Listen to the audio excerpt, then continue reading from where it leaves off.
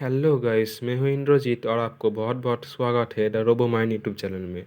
तो आज मैं कुछ इस टाइप का एक non connecting AC line tester बनाऊंगा, जो कि एक काफ़ी बढ़िया प्रोजेक्ट है।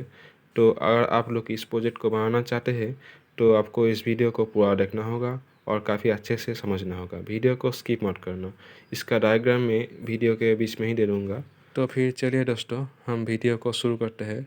और इस वीडियो में आगे बढ़ने से पहले हम देख लेते हैं इस डिवाइस को बनाने के लिए हमें कौन सा सामान का खास आवश्यकता होगी। तो फिर चलिए वीडियो में आगे बढ़ा जाए।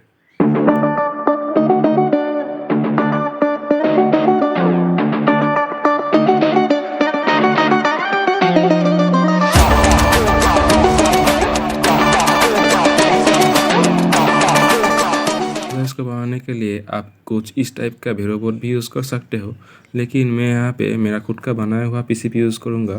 तो चलिए इस पीसीबी को बनाते हैं और देख लेते हैं इस पीसीबी को बनाने का प्रोसेस।